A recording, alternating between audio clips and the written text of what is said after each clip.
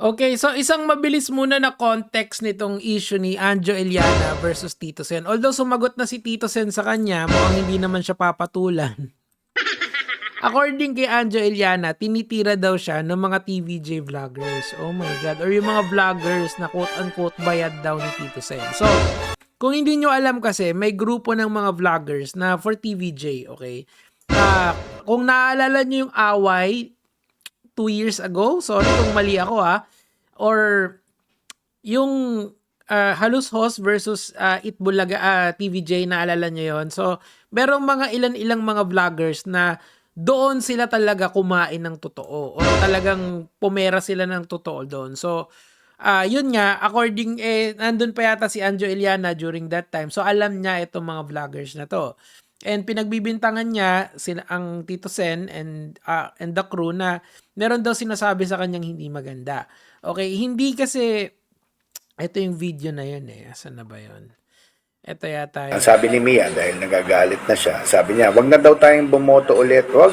Hindi yan. Asan na ba yun? Ano, Tito Sen, gusto mo ba talaga? Meron ka pang Christy Fermin ngayon. Gusto mo talaga? Gusto mo talaga sabihin ko kung sinong kabit mo at kung sino yung girlfriend mo sa Itbulaga na naging girlfriend din ni... So, ganito kasi yan, para lang dun sa kaalaman ng lahat ng tao. Kasi, madali lang naman kasi mag-akusa or kahit na sabihin mong totoo yung accusations mo, kung nakakasira naman yan sa reputasyon ng isang tao, pwede ka pa rin gawa ng legal action ng kabila. I'm just saying sa inyo na kung may problema kayo sa isang tao, lalong-lalo na ganito na ang premise nyo dun sa galit nyo is that meron siyang mga trolls or mga vloggers na pinapaatake sa'yo, di komprontahin mo muna yung mga vloggers. Makikita mo naman yun Sino ba yung mga vloggers ng TVJ? Si Models of Manila, si Chris Ulo, di ba? Yan yung mga TVJ vloggers nung araw Hanggang ngayon naman TVJ vloggers pa rin yung mga yan. At ang alam ko talaga, hindi talaga yan mga bayad. Kasi, kumikita na sila dun sa pagbablog nila at saka hinahayaan sila ng TVJ na sundan sila. Mahirap yun Parang kahit media, mahirap lumapit sa TVJ kung ayaw nila Pero sila, yung mga vloggers, hinahayaan silang mag-vlog for them, di ba? Ganyan talaga ang galawan. Anyway, wag to, ito, mas magandang kopya. Yes, good morning. At, Good morning. Ano pa yung buko? Nagbe-breakfast ako at Tito Sen, ang dami mo na naman na pinalabas na yung mga bayaran mo na sa mga vloggers. Tito. Alam mo, lagi kong naririnig yan, yung bayaran vloggers. I mean, ako din naman napagbibintangan ako niyan kahit na sana nga, ito, tuloy natin. Sen, gusto mo talaga ng Tito Sen, gusto mo talagang laglagan? Gusto mo i-reveal ko na mula 2013 kung sino po yung kabit nyo, Tito Sen? May kabit si Tito Sen, grabe naman yan. Anong name? Pero what is the relevance of that dito sa usapan na to? Like for example, kasi ginagawa din yan ng ibang vloggers So, meron ka, kunyari, may issue ka sa kanila. Kunyari, ang topic nyo is, kunyari, pagiging bayaran. So, ang gagawin nila, hahalongkat sila ng ibang dirt mo, tas yun yung sasabihin nila sa'yo. Hindi sila marunong mag-focus doon sa current topic. Kaya mahirap yung argumento dito sa Pilipinas kasi hindi siya ganun talaga kataas.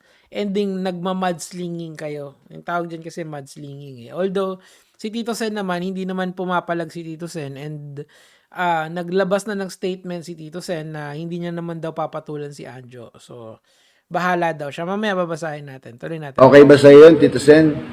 Gusto mo sabihin ko na kung sino yung kabit mo mula 2013 na pinalakad mo sa akin? Sabihin mo lang, Tito Sen. Ano ibig sabihin ng pinalakad sa akin? Ano ibig sabihin nun? Ano ko na? I-box reveal ko na. Box reveal. Sasabihin ko na sa taong bayan kung sino yung kabit mo mula pero what's the point of that na sabihin mo ngayon? Hindi ba dapat kung kung yung intentions mo is maganda nung 2013 mo pa lang sinabi? Tama. Kasi parang ginagawa niya kasing bale yung mga ganyan sasabihin ko, 'di ba?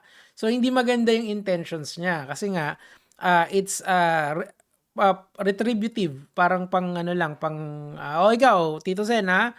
'Di ba parang hindi maganda yung hilatsa niya. So, may tinatag dito yung mga tao sa comment section na hindi ko naman para basahin 'yan, pero kaya ko din 'to kasi kino-cover, nakitaan ko din kasi ng pattern na yung ibang mga DDS vloggers ay kino-cover din 'to. Kunyari etong si Boss Dada, ayan, siya 'yan, eh, tingnan niyo. May gano'n, akala ko ba mabait si Toto Sen, okey. Tito Sen, ang dami mo namang pinalabas na okey, gusto na 'yan. So, Wahame kabit. So, parang naging ano siya, eh, nung 2013 pa yung kabit nga ano ba 'yan, standing pa rin ba yung kabit na 'yan allegedly? And paano natin papatunayan 'yan? Kasi it seems to me na pinepeg 'to ni, Anjo Iliana as personal knowledge niya. Pero again, nandun ako sa idea na kung ang intention mo talaga is for the truth, bakit ngayon mo lang siya ilalabas? Hindi mo siya nilabas noong 2013, 2014. Alam niyo ilang beses nang nanalo si Tito Sen sa pagka-senador. It seems to me that the intentions is not clear. Hindi siya the purpose of telling the truth, 'di ba? Ngayon, ang point ko dito, kasi nagugulat ako, bakit sinishare to? Ang dami pang shares. Kita mo tong si Boss Dada, pumaldo na naman, no?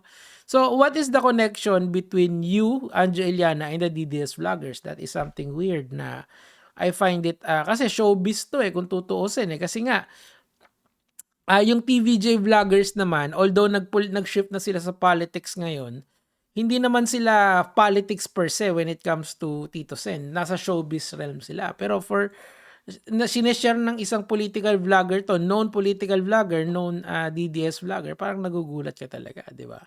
Tingnan pa natin, Anjo Iliana, Itbulaga issue. Ano pa ba yung Itbulaga issue nila? Ito. Nag-spill na ako ng isang tea. Si Director Bert De Leon mula 1979 ay director ng Itbulaga. Bago namatay, umiiyak sa akin. Kasi pinagsasaksak siya sa likod, siniraan siya para matanggal siya bilang direktor. Pati yung asawa niya, yung naiwan niyang asawa, umiiyak sa akin dahil winalang hiya siya. Bakit? Oo, plinano. Kaya may sindikato dyan sa Itbulaga. Masasama ibang tao dyan. So, saang era ng Itbulaga ito? Yan yung una kong tanong. Era ba to ng TVJ or nung previous management? 'Di ba dalawa yung management ng ng Itbulaga? Hindi naman lang basta ito 'di ba? Meron pa silang isa pa na management which is yung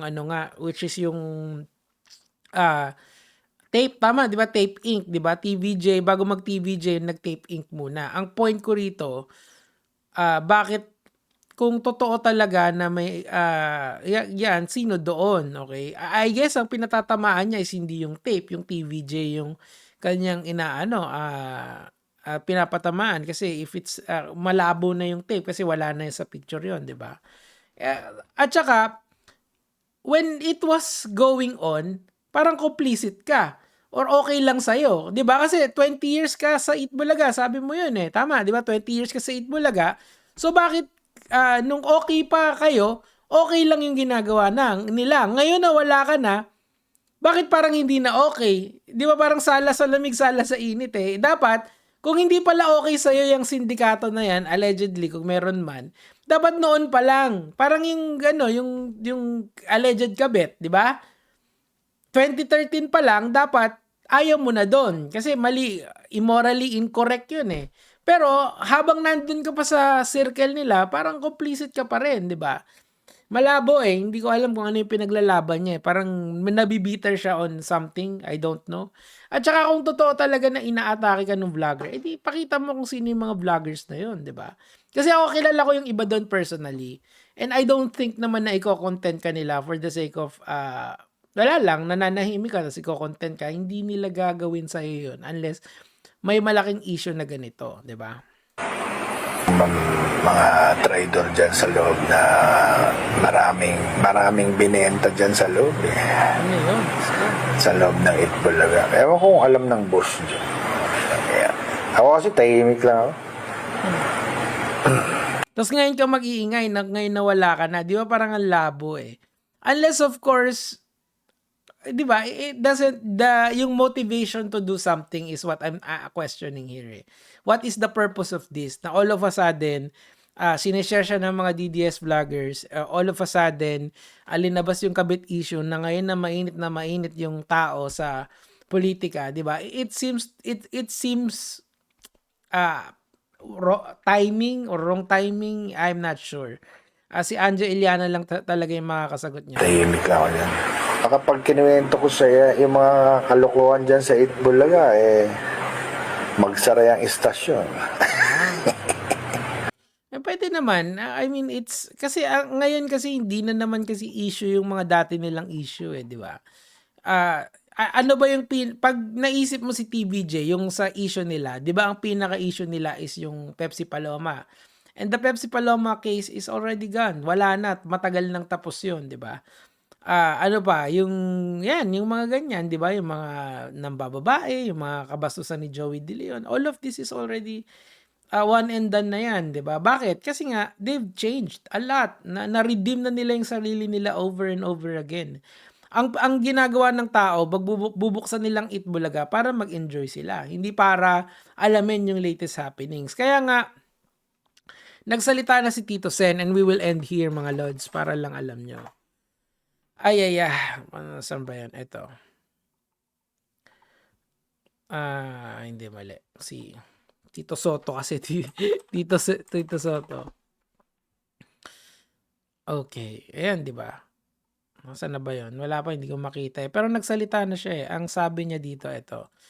Hindi ko pinapatulan, wag ninyo nang pansinin at papansin yan. Pati ba naman showbiz at paninira pinapatulan natin. Itaas natin ang level ng Senate Press. Okay. So, ayan na. Ayan na yung sagot niya dyan. Kaming mga vloggers kasi, syempre, scoop to para sa amin. And you know, wala naman akong ill will kay Anjo Iliana. I'm just saying na the timing is off. Now, kung meron kang problema kay Tito Sen, since kilala mo naman siya, why don't you talk to him directly, di ba? About sa mga issues nyo dati. Kesa ngayon na inilalabas mo siya publicly, may publishing aspect kasi itong mga tolods eh. And of course, incendiary yung nature ng mga sinabi niya, may kabit, di ba? Baka maapektuhan yung reputation ni Tito Sen. So, pero I guess hindi naman niya papatulan yan. Maybe Tito Sen is too busy for that. Anyway, yun lang naman po yung sa akin for today. Gege mga Lods.